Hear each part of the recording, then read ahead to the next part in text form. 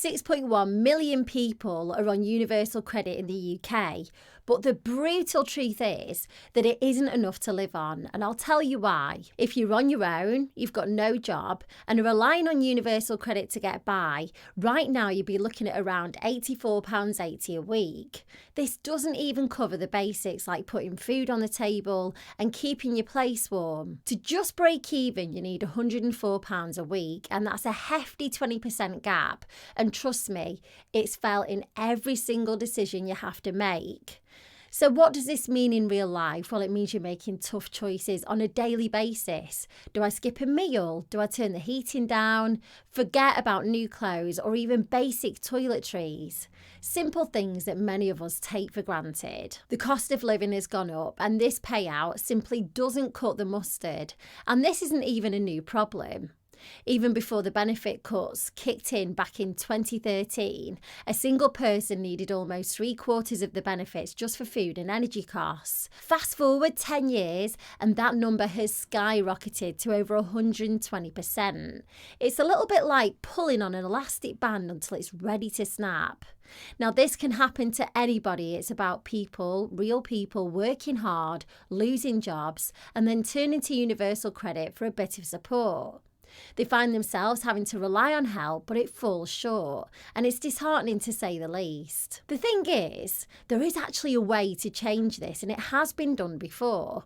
They did it a while back for pensioners, ensuring that their income went up with earnings.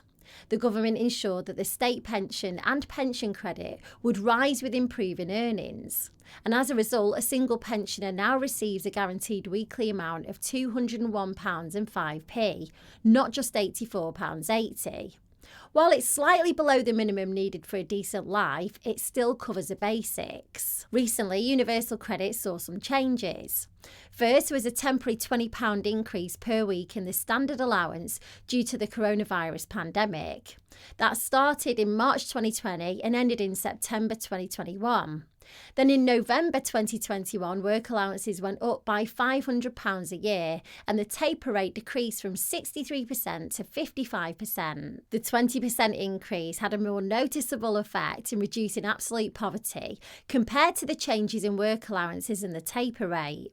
However, it's really important to note that these changes in work allowances and also the taper rate mostly benefited households with higher earnings and didn't really help those without work. The 20% increase, though, had a more significant impact on reducing poverty, costing around £6 billion annually, whereas the taper rate reduction cost about £3 billion.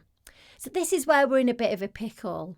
It's going to cost the country billions to fund this change, so I imagine that's why nothing's been done about it and people are having to live in poverty. Universal credit isn't even a safety net right now.